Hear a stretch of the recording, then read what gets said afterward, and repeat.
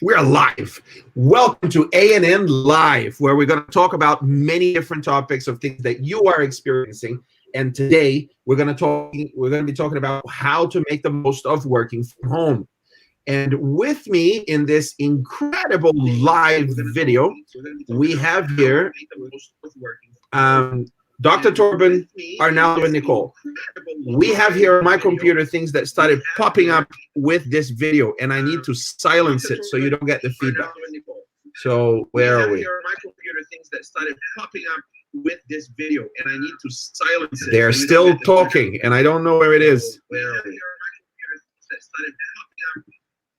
I managed. Fantastic. It was a secret video that was coming through. So let me start from Dr. Torben. He is a psychiatrist, associate director of Health Ministries at the General Conference, and he is going to be talking about some serious stuff today, how you can survive by that, keeping your mental health so that you don't want to end the life of the people that are in your home. Then Arnaldo is next.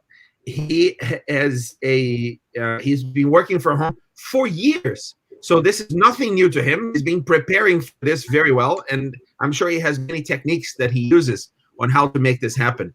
And then we have Nicole, who works at ADRA, and she does amazing things at ADRA. She's going to tell us about that in a moment. And she's been forced to work from home, and she has children and lots of things to do at the same time. We're also going to be talking about the campaign that ADRA launched, Every Child, Everywhere in School. And right about now, every parent agrees with that campaign, wishing that their children could indeed go back to school. Nicole, let's start with you. How many children do you have? And tell us a bit how you've been struggling in the last few weeks. I'm sorry. Okay. Talk to me. So thank you, Sam. I appreciate it. So I, like you mentioned, I am working with ADRA. I have 2 children. My daughter is going to be 4 in a couple of weeks, going on 34. And my son will be 7 in June. So I've got 2 children. And, you know, it's been a very interesting last few weeks being home with everyone in close quarters every day. All of my days are running together. And times and just sort of navigating that space has been very interesting, and trying to engage them in things outside of just electronics, and just trying to find creative things and fun things for them to do. So, and then still, of course, maintain my work, and so it's just been interesting trying to navigate that all. Yeah, I'm sure it's been very interesting. Arnaldo, you've got a very young child there. How old is Ollie? My son is 3 years old now, and as almost at 3 years old, he's very energetic, runs around the house all the time.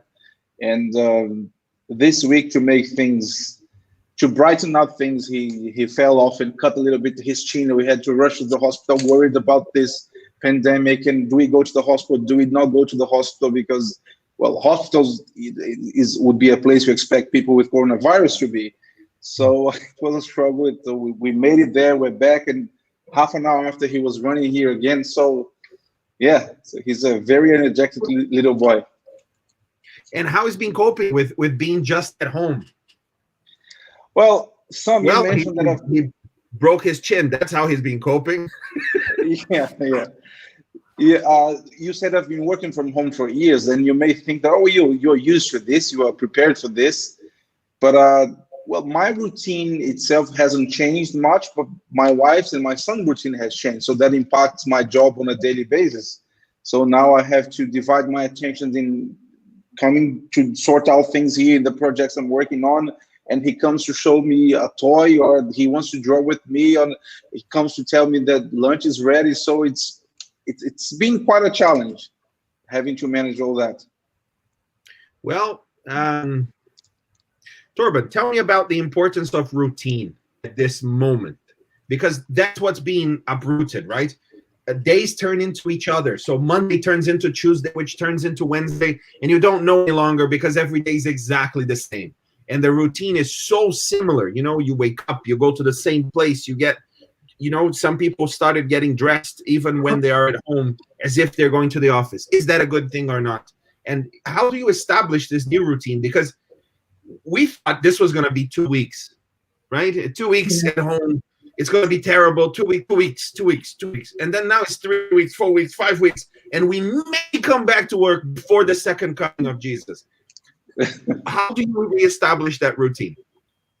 Well, I think like we have to develop new routines, because usually most of us, we go to the office to work, and then we go home and have time off, and it's the weekends.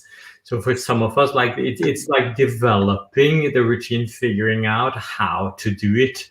Also, I think that may take some time until you figure out something that works for you, where you can be able to work sort of fairly efficiently, get the work done. Meanwhile, you take care of the other things. And I think there's no recipe for like one way to do it. I think that we have to allow ourselves to some time sort of to figure out what works for me, whatever context. Sort of Arnaldo, Nicole, they have kids running around. I am in this house alone, and I've been here for 4 weeks almost. So that also affects sort of how we go about our days. Like, they're very different kind of challenges people are facing.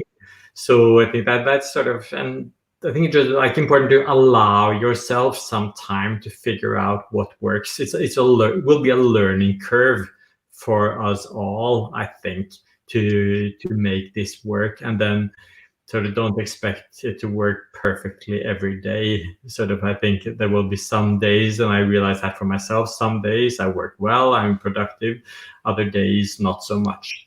And I think this is really an unusual, exceptional time we're in the midst of, and like nothing is going to be normal in this, or well, many things will not be normal because it's not normal times we're living in.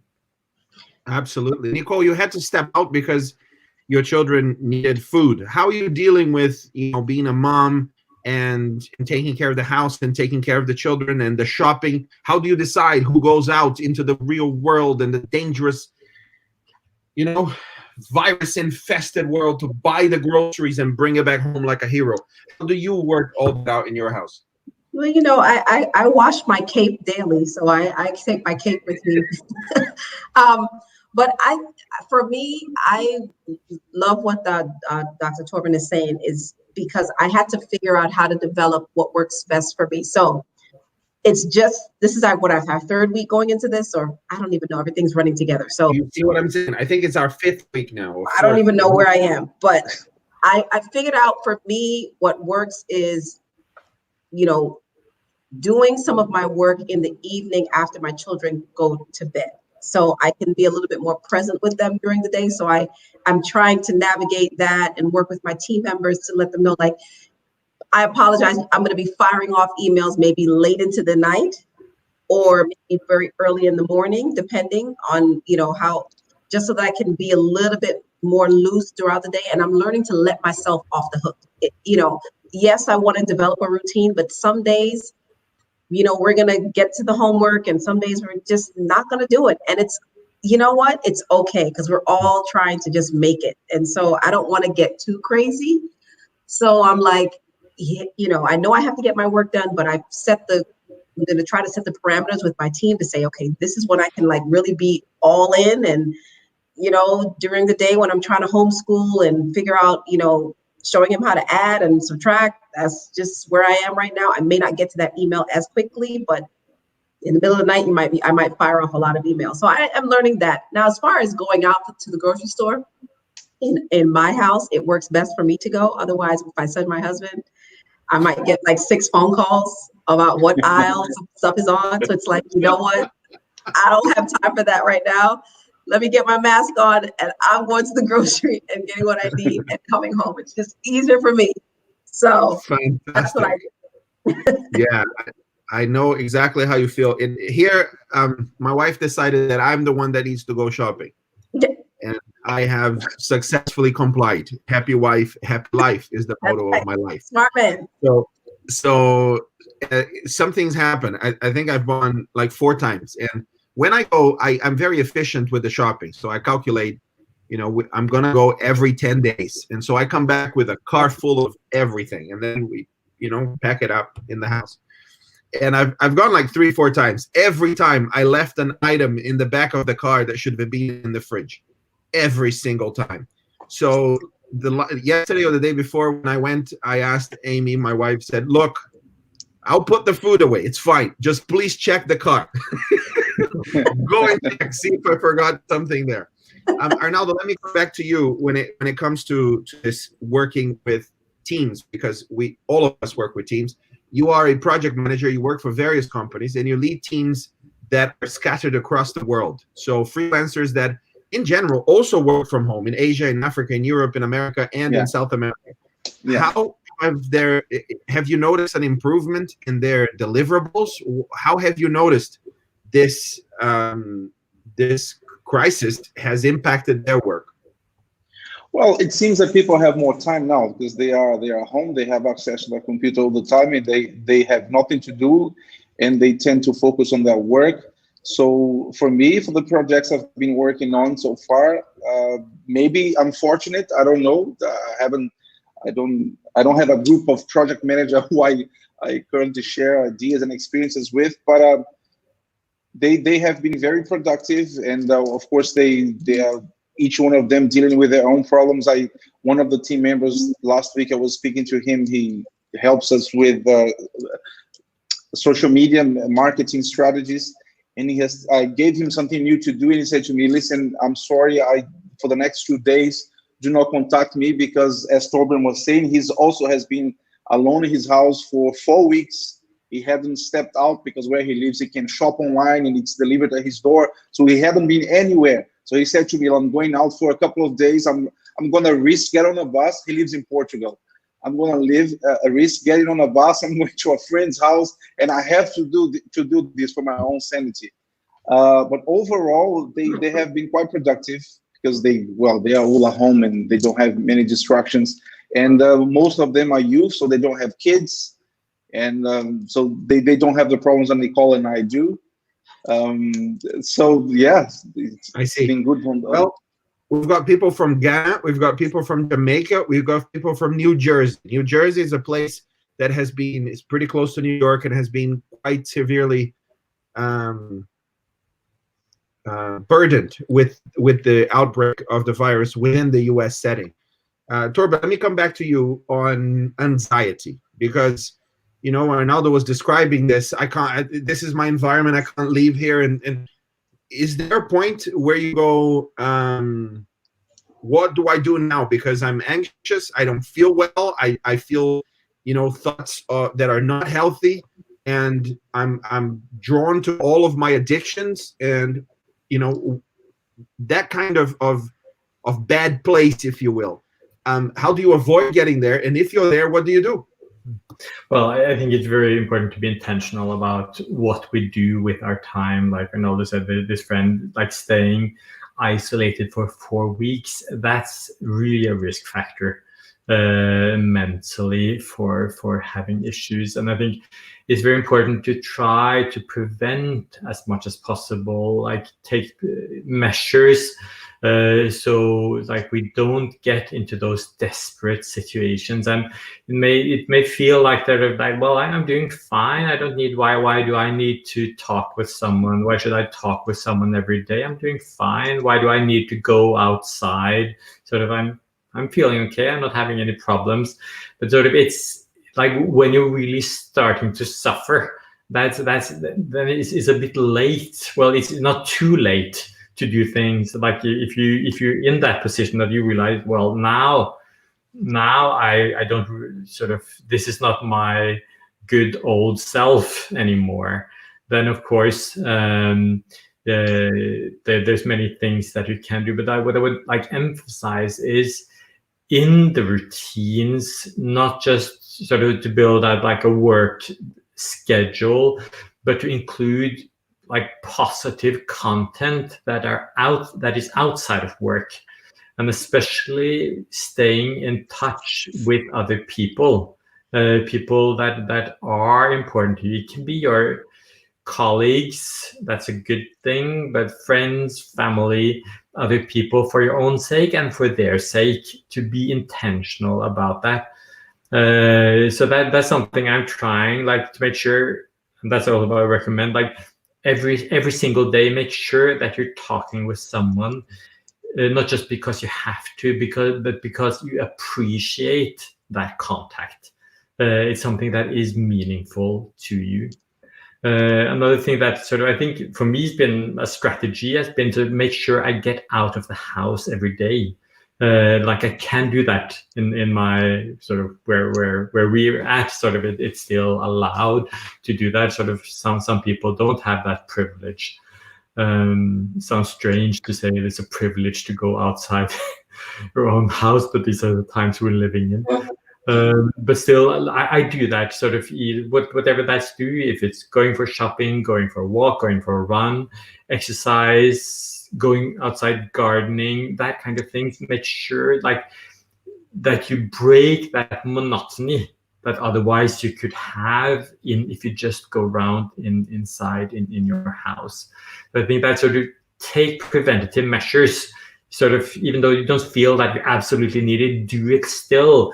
Like think through what are good measures for me in order that I can do as well as possible, and then do them on a consistent basis. I think that's very important. Then you also, well, what you would do if we are starting to struggle. Well, I think then you need to be in touch with people, and that can be like the social support network, friends that is supportive. But then also, like if you're struggling more, then contact a health professional, your physician, or someone else who would be the ones who you can seek counsel from about what to do. So don't just sort of wait it out. Sort of, if you're struggling, do something about it. Excellent. Nicole, let me come back to you on a very practical way that can help you to thrive in this situation, which is sleep. How are you doing with sleep? Are you able to get the time that you need, or how is your discipline of sleep? And have you noticed, that it goes up and down, and how do you have been managing that? Well, I have to say that, my sleep pattern prior to COVID-19 probably wasn't the greatest. And now post, it's probably worse, because like I was saying to you earlier, I'm trying to manage my schedule in a way where I can sort of, homeschool and still work. So I'm sneaking in, hours in the evening for maybe like, 8 to 10-ish. So I try to get to bed by 10 if I can.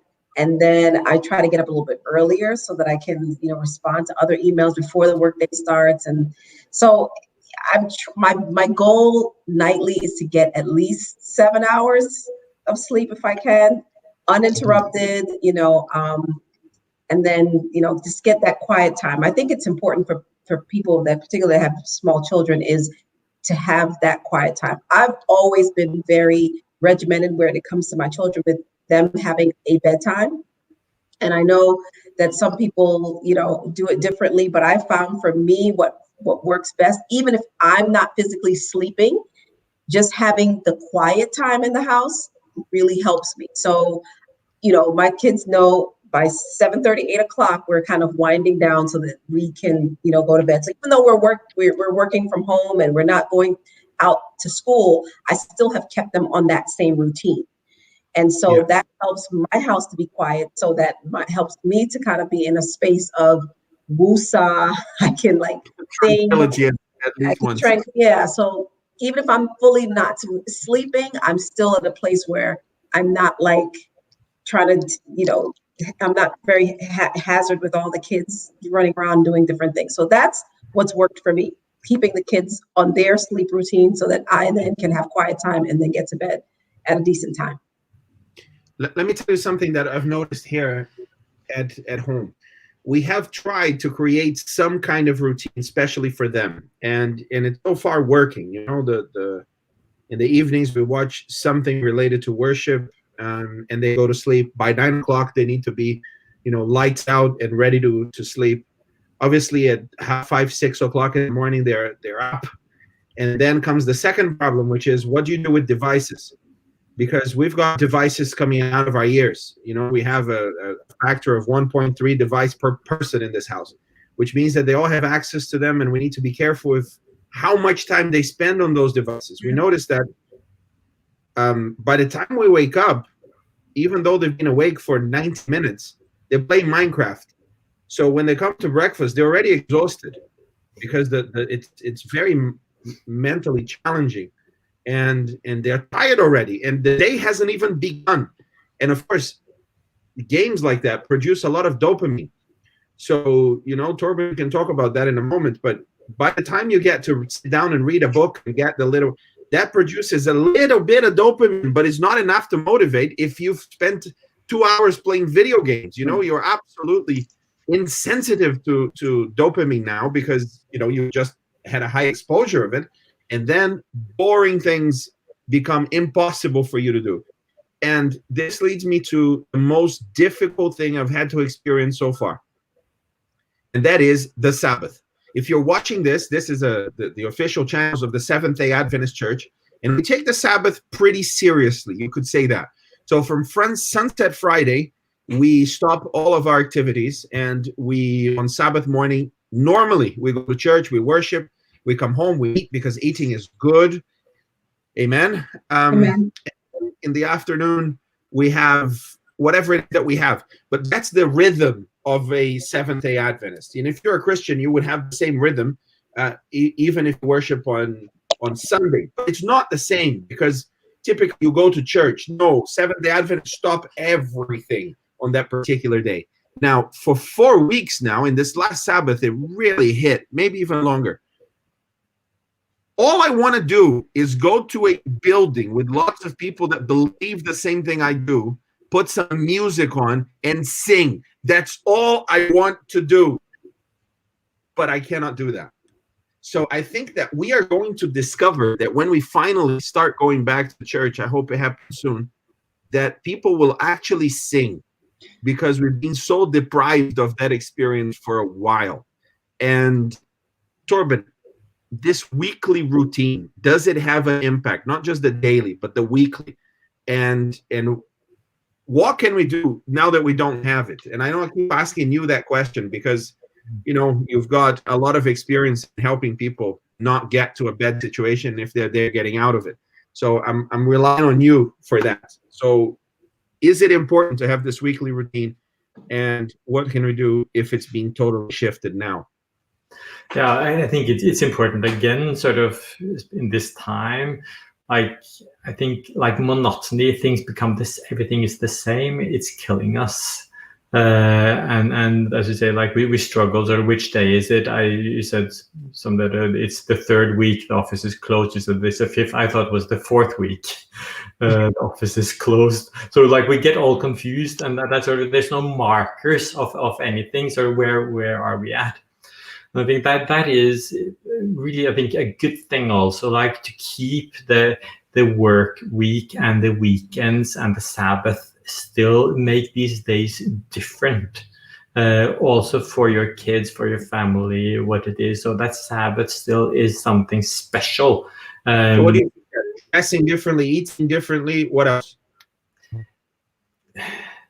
Well, again, I think that sort of depends on the family and what your traditions are. I think, again, it's important. Let's throw it back to the guys that are listening. If you have something that you do differently on Sabbath, or a special day that you have during the week, please write it down wherever you have the comment, so that we can all learn from you and have ideas from the community, not just the four of us, but the larger community that is listening to this broadcast. Please continue, Torben. Sorry. Yeah, but I think one thing, especially like if you have a family, if you have kids, like, for kids, what trumps everything is contact with parents. Like, do you have this connection time? It's better than devices. sort of for the kids, really it's better than device. It may not be what they sort of, if they become sort of addicted to the device, as most of us are, then sort of it may be difficult to get them off it. But really, time for real connection, talking together, reading stories, that kind of things. It's a fundamental need for the child. Sort of basically, it was almost whatever age, if it's a 1 year or 15-year-old child, there still is this need for connection with the parents. And I think that is an opportunity that we have now, even more than before, maybe, where we can take this off. So I think in one way, if you would try to get something positive out of that, what we could do, take this time, is to experiment sort of for the future. So what works for my family? How can we really make these days special? And especially, I think the challenge can be like the Sabbath and Sunday, if that's not a work day for you. And I would recommend it shouldn't be. Also, I think for us also, we need this break from work also. I'm not just talking about the kids, but as employees or independents or whoever we are, we need to make the days being different from one another. That will make you more motivated and more energized also when you go back to work. So like, I think that sometimes when we're not able to keep up, or if we're struggling, then sort of we just spread work out over the whole place. And I think that's important, not to do that also during the daytime. Not sort of, if you can have sort of an allocated, this part of the day is my work time, the rest so allocated time and allocated space. Is that what you're saying? Have a place where you work and a time where you're going to do your work. If you can, I like in my house, I have a room that is a home office, and I use it only for work. Now, sort of when I go in here, it's for work. It's a nice room. I could sit here and talk with my family and friends and do other things. But I'm intentional about not doing that. So I sort of associate this place with work, and the other places I have with not working, with being times of rest, at least in relation to work. Arnaldo, Can I make a Nicole, comment? Yeah, I just wanted to make a comment here, because it's one thing that I hear quite often is that, oh, you work from home, you're a very lucky person. You pretty much can do whatever you want, anytime you want. You are free, you don't have to go anywhere. But this is very tricky, because there is if you are a workaholic, there is a big temptation that you want to be working all the time. And as Dr. Torben said, I relate to the fact that it's very important for you to have a routine, for you to have a schedule. And for me, for example, that I work with several different projects, I try as much as I can to say, okay, from 8 to 10, I'm going to work on XYZ project, and from 10 to midday, and so on. And Friday afternoon by 3 p.m. latest, I close my computer. In fact, I shut down my computer, and I will only touch it Saturday night unless I have to do something for church. But it is very important for you to set boundaries, set rules. And we also have a dedicated room in our house, which is our office. And when I need to concentrate, I just close the door, say this is working time, and that's it. So it's important to make that separation, that I'm working now, and now this is not time to be working. This is time to be eating with my family. This is time to sleep. This is time to go for whatever you decide. But it is important for you to set that schedule, to have a very clear idea of where you are, what you should be doing, and when. Let me tell you something. I have not been doing that for 10 days. In the last 10 days, my routine and my discipline has been zero. I am working constantly. And I'm in a meal, and I've got my phone, and I'm dealing with stuff, and then I'm here, and then I'm there. And I realized that it has nothing to do with the urgency of the work. I am absolutely addicted on a biological level to my phone. And this is a problem that I'm going to have to fix. And this conversation has been very helpful for me to realize this and say, no, it's not worth it. This is going to have an effect, and it's not going to be good. So before it gets to be very bad, I need to have the discipline to let it go, even to allow the phone to stay in one part of the house and for me to be in another part of the house, which doesn't happen often. But I want to come back to something that Torben said about the children and parents. It doesn't matter what my children are doing on any of the devices. I have 3 boys, 10, 8, and 5. And Are you sure? It lost the symmetry, It used to be, 10, 8, and 6. Not that it used to be 6 because he hasn't gotten there yet, but it was 2, 2, 2, and then now it's broken. But it's going to go back to 6 in July. Anyway, it doesn't matter how long they've been on a device or what they're doing. If I come to them and I say, guys, boys, let's go play outside. Because they know I will be with them, the devices drop immediately. It does not take 2 seconds. However, anything else that we ask of them, it's not such a visceral, happy response. So studying, and we force them to put uniforms on every morning, even though they're working at home. So they feel like, okay, this is school. But the parent connection, the opportunity to play with daddy is something that they cherish very, very much. So I resonate with what you're saying. And I just need to do it more. I need to set more times during the day, and if I need to schedule it, I will. Nicole. Yeah, I think it was Arnaldo that just said this, that the danger I find with working from home is that you don't stop. So typically my work schedule when I'm in the office is I'm on a 4-day work week, a Monday through Thursday work week. And Fridays are generally the days that I don't work. But now I'm finding that I'm on like a 5-day work week. I'm getting, people saying, hey, let's schedule a meeting for Friday at 12 o'clock or 10 o'clock. And hey, Yeah. and I'm like, and the meetings come through and I'm like, accept the meeting. Because I'm like, well, I guess, this is what you do. But I think you're right. I think we do need to be more intentional about saying, hey guys, yeah, I know we're working from home now, and we're around a little bit more, but we do need to build in that time to say, we don't want to necessarily have to have a meeting every single Friday. There's some things that just can't be avoided because it's just nature of what we do. But when we can, I think that we should sort of stick to as closely the work schedule that we've had all along, so that we can just continue to maintain that time with our family and do the things around the house that we want to get done and things like that when we were, similarly in the office. So that was a great point about setting those boundaries. Yeah, as you were saying, I looked at my calendar here, and this is now the 3rd Friday that we have meetings on Friday, and we have a Monday to Thursday work week, and we already do 15, at least I do 15-hour days during those times, and suddenly we run out of time to put Zoom meetings. And now I look and I see this Friday, there's another, it's called the 3 Angels Messages Committee. And if you're confused about this, it's fine.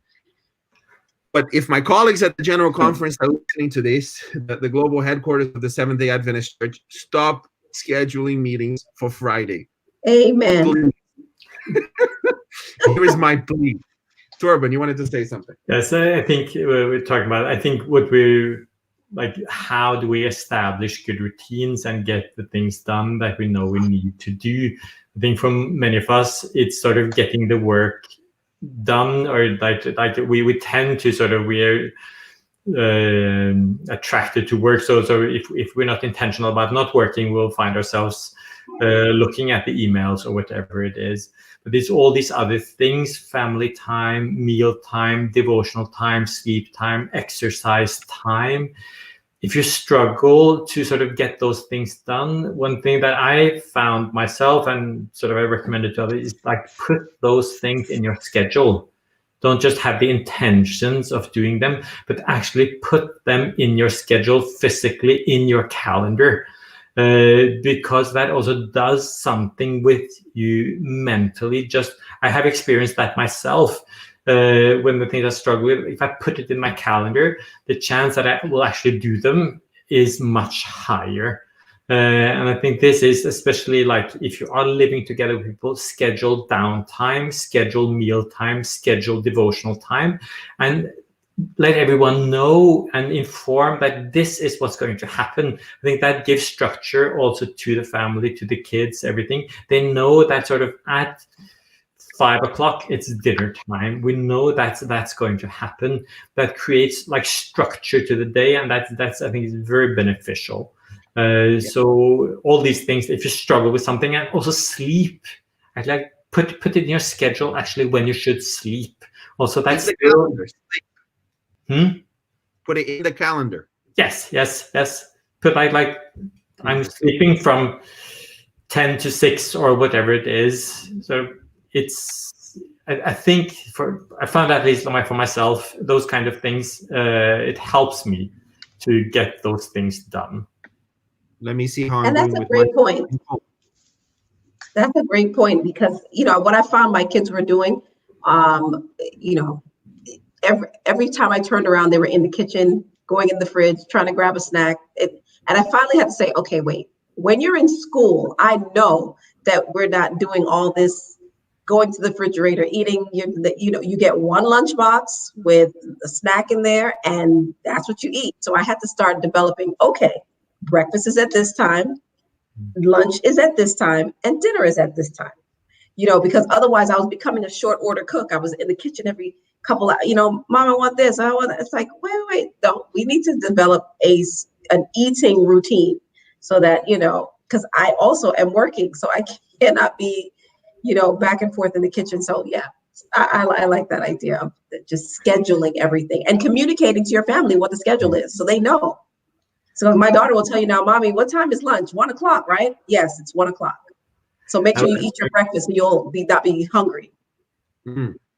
I would say one more thing also that I think can be very good is like to plan something nice for every single day, whether it's for your family or for yourself, that you have something that you can look forward to, and that sort of this is something nice I'm going to do for myself or together with someone else today. Sort of that sort of can be very individual what that kind of thing would be. But also maybe especially like being intentional about planning the weekends also, so it's not just a black hole coming up, but the kids and the family knows like when Sabbath comes, these are nice things that we're actually going to do, and sort of then so there's something to look forward to. So we are very much, I think, as human beings, if we need good things to look forward to. That keeps us going, that keeps our motivation up, that keeps our resilience up. Also when things can be a bit difficult. So like being intentional about that also things that are doable, and many good things that are doable can be like to cook something together, read something together, play a game together, watch something, that kind of things can be very simple things, but just having something nice on the schedule also I think can be good, and something that creates variation. It's not sort of the same thing, but sort of Yesterday I decided I was going to help cook dinner. Nice. It's not going to end well, right? So I generally cook. It's very good. Cooking is something that I do enjoy doing, and I do it not as well as Arnaldo, but quite well too. But yesterday, my wife started the dinner, and I was just supposed to go and finish it. And it was a classic macaroni, cheese, and broccoli. That was it. So I see the broccoli, said, yes, I recognize broccoli, good. And then I look at the macaroni cheese, and it was cold and dry. It had been done already about an hour ago because she was preparing for dinner. And then I look, and there is something that resembles a cheese sauce. So I thought, okay, I got it. I just need to put the macaroni into the cheese sauce. And that's exactly what I did. I heated it up. I put the cheese sauce. I mixed it. Boys, dinner's ready. And then they come to the table to eat dinner, and I serve each one of them. And then my eldest, who can eat forever, I don't know where the food goes, but that boy can eat an entire fridge in one sitting. And so he tries it and he goes, Daddy, I really don't like this. I want something else. No, son, you have to eat it. Eat it. And then the other one's like, yeah, I don't like it either, Daddy. And the other one said, I like it. And he started eating and eating and eating. Okay, I then have to decide to my eldest, what do I do with you? Do I allow you to eat something else? or do I force you to eat what the family is eating? So I tried some. I took some and I tried, and it was awful. And I thought, this does not taste that good. What a strange sauce this is. And then I said, okay, you can eat something else. Later, my wife comes and says, Sam, have you seen the custard? I was doing some custard and I can't find it. Turns out it wasn't cheese sauce. It was custard. So we found out what happened to the custard, and we had a very good laugh as a family here. And now we understand we need to improve when we're doing team exercises in terms of cooking. Now, I'm sure there are many of these stories that have happened, and you have this on a very serious note. Families that were doing well before the isolation period, there is a good chance that they are more connected and they're doing much better. They were already respecting each other. They already had that sense of connection and love and belonging within that family. But there are families that were not doing well before the isolation came. There were families that were using their job, school, etc., to be away from the other members of their family because there was some respite to the judgment and the resentment. And then they've been forced to be together.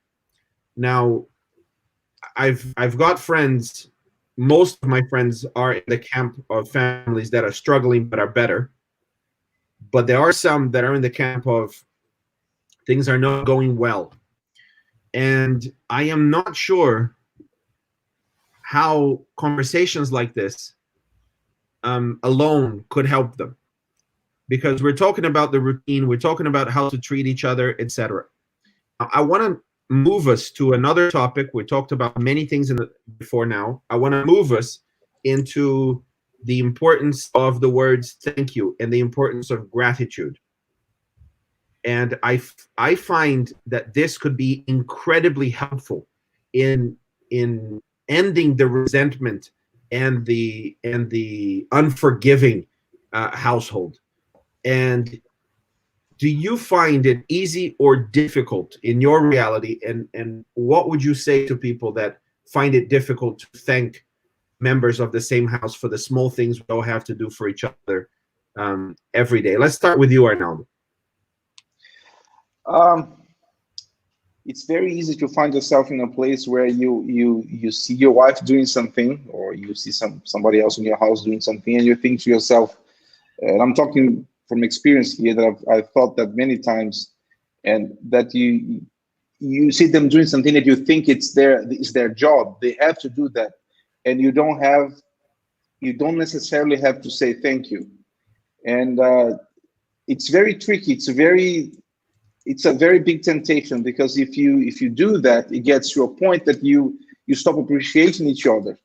And in fact, I heard you saying this a few days ago in another live moment, and we started practicing this at home, and I started to realize how much I had to improve on this. And now I'm starting to understand how important this is, to appreciate the little things, not only the big things, not only the things that are extraordinary, but the normal things, the day-to-day things that, okay, it's my job to sit down here work. Maybe it's my wife's job to go and cook lunch, but still she's doing something for the family. I'm doing something for the family. So I'm finally understanding what I've been hearing you some saying for a long time now, that the importance of saying thank you, the importance of noticing the small things on the day-to-day.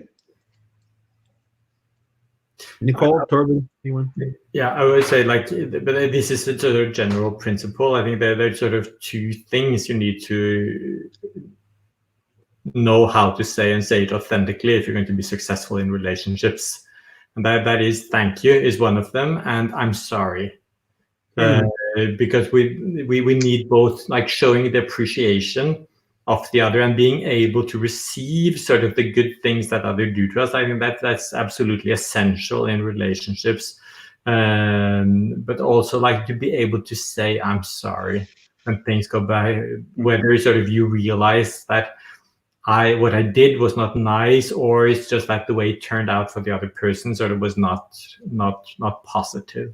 So like I think to practice those, like to be able to say those and then be even more sort of aware and conscious about the need to express those and really mean it. Sort of this is not just, these are not words just to throw around sort of without sort of meaning them. But really like to really truly show appreciation and to truly take responsibility when you've done things that were not okay. Because I think this is a time that will bring out sort of the best and the worst in all of us. It is stressful, it is different, it's challenging, and that's what happens. And in a sense also it may not be sort of that it creates new problems or things that weren't there before, but maybe it brings to the surface things that actually were there already, but they sort of were a bit under the radar before. We didn't really have to deal with them. So in that sort of sense, it can be sort of a blessing in disguise. Okay, these things are coming up. Let's figure out how we work with them and find resolution to these issues. So, and I hope that really it takes commitment, and it will be at times painful also to deal with that.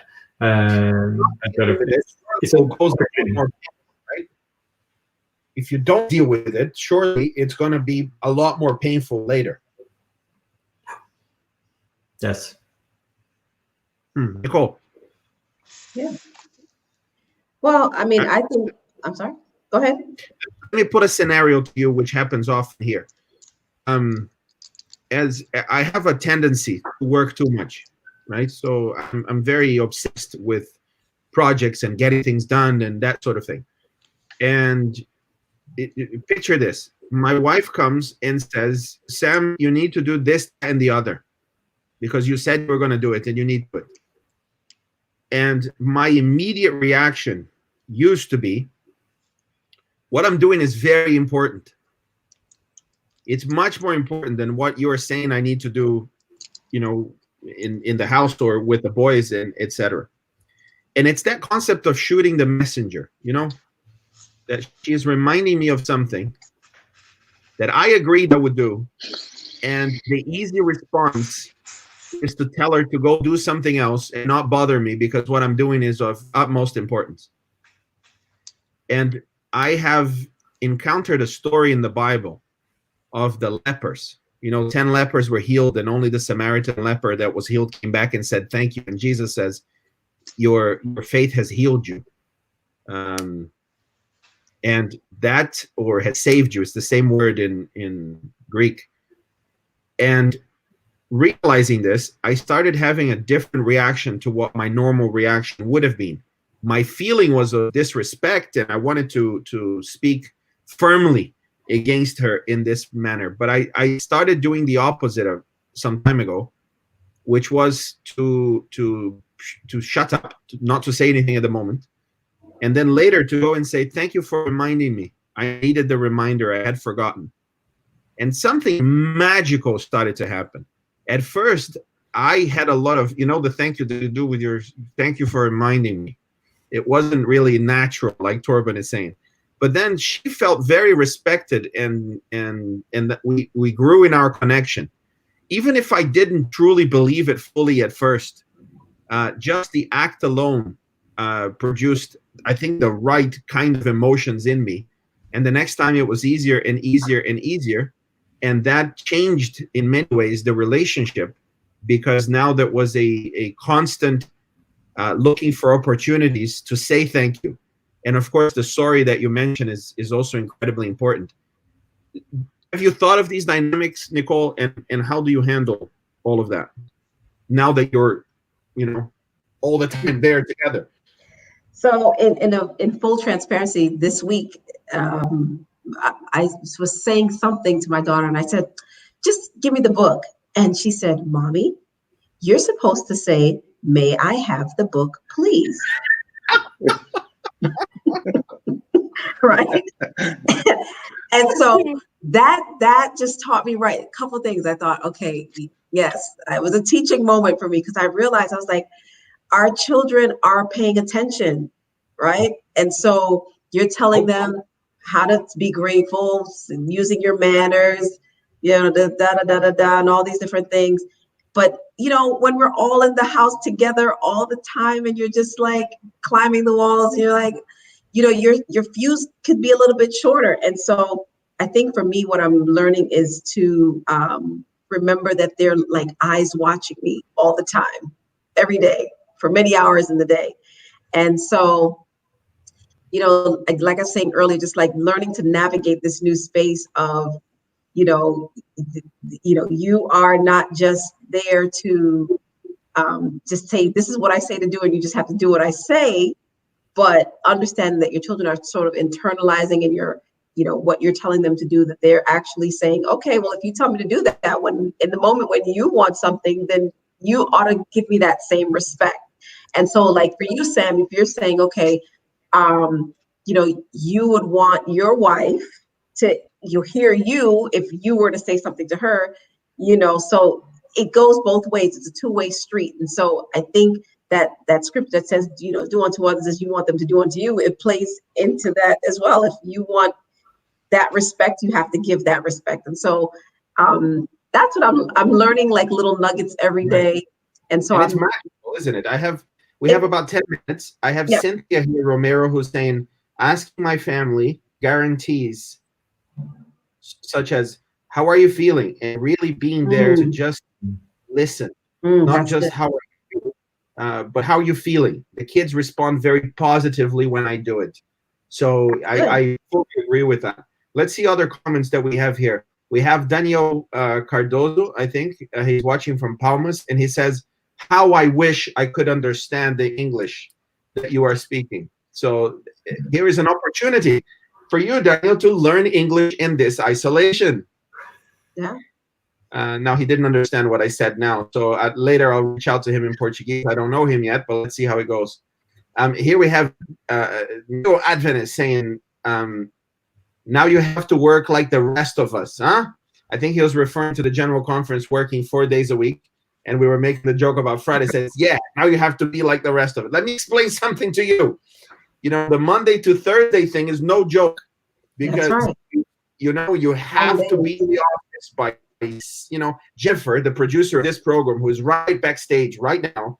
She arrives in the office. Actually, I don't even know if she goes home, because I've never arrived, I don't think, only a couple of times, and she wasn't there. So we arrive very early. I think she gets there at 6:30 or 7 or some inhumane hour like that.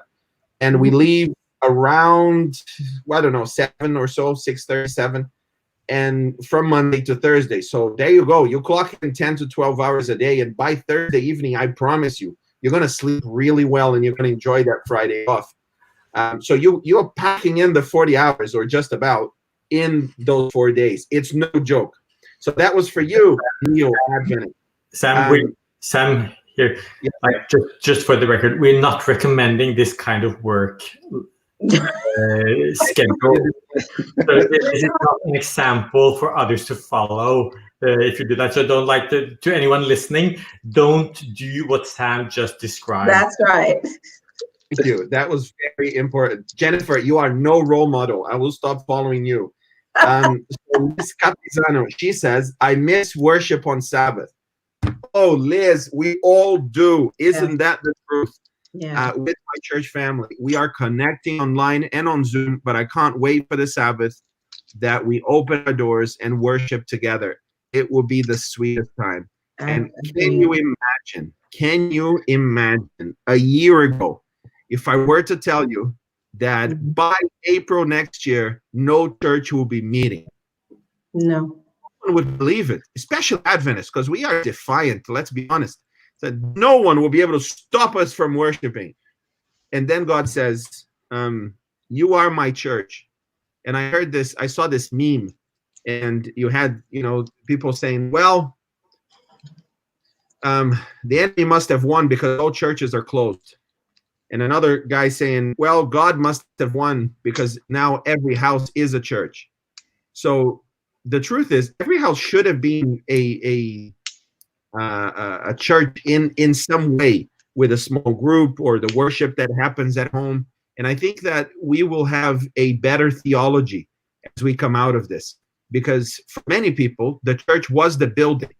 And when they referred to church, it was the building. But now we have no access to the building, and the church is still thriving in its mission. And we're using all technologies, and people are still doing their work of reaching out to their friends and family.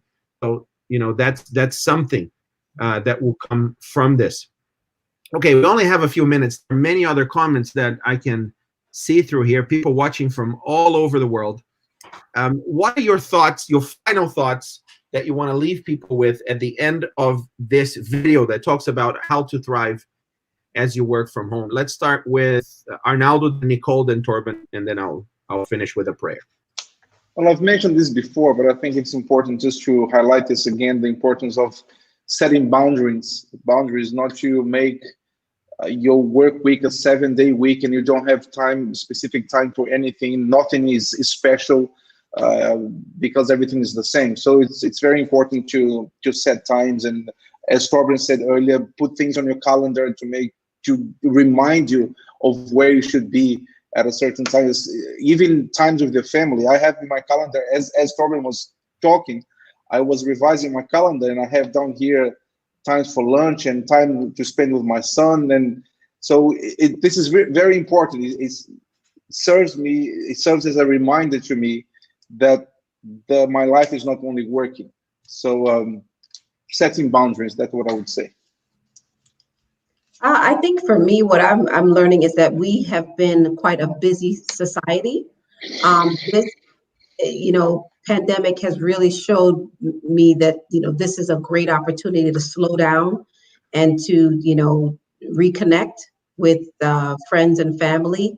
I'm looking at it as a time, I'm like, don't despise this time as it being, we're quarantined, and it's really just shifting your mindset and looking at the positive ways that you can really use this time wisely. You just told someone that doesn't speak English, it's a great time to possibly learn.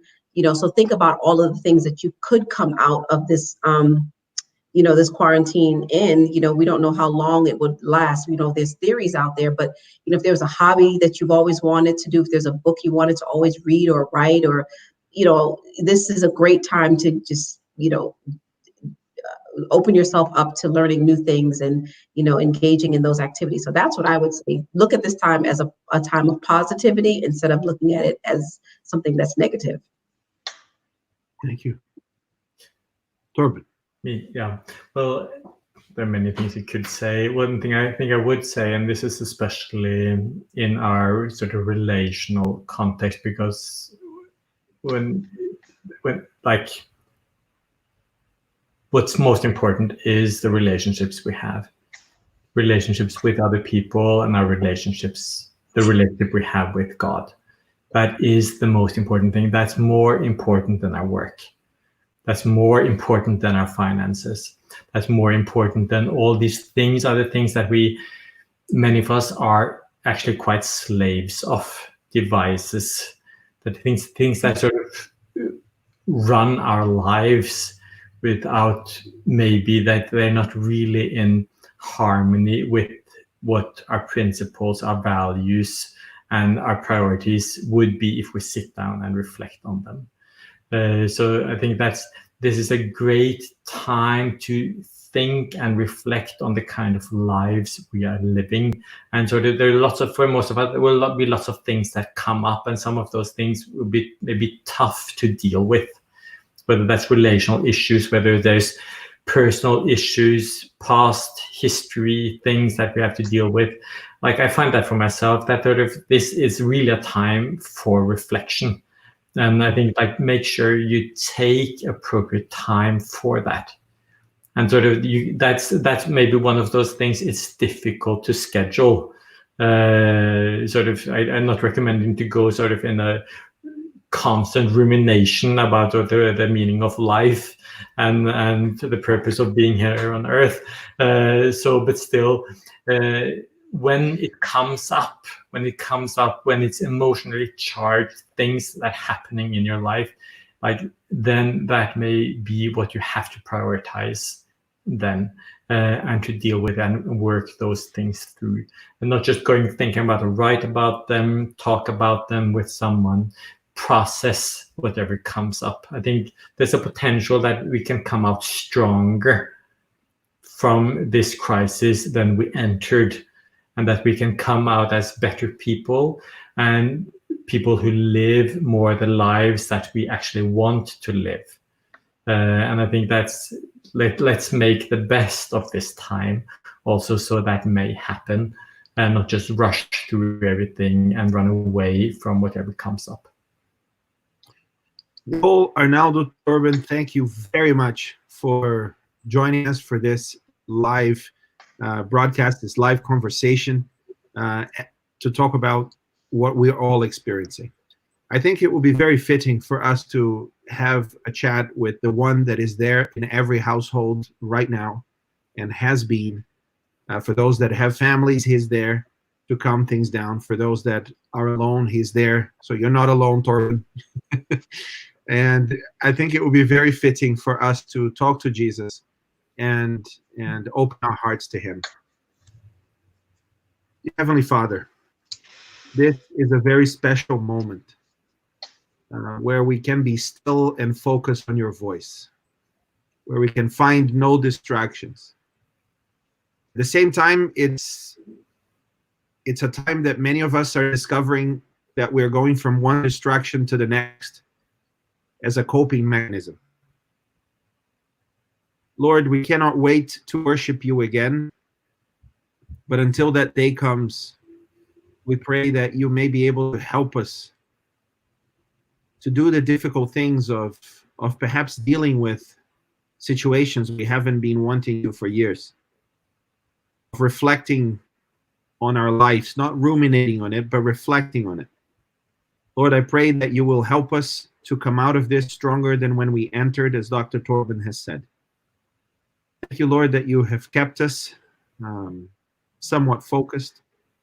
I pray that the people that have been watching, that they will be profoundly blessed by you in the next few days. Lord, we're preparing to another Sabbath. Churches are trying to find the right technology, and we pray that you will be with those churches.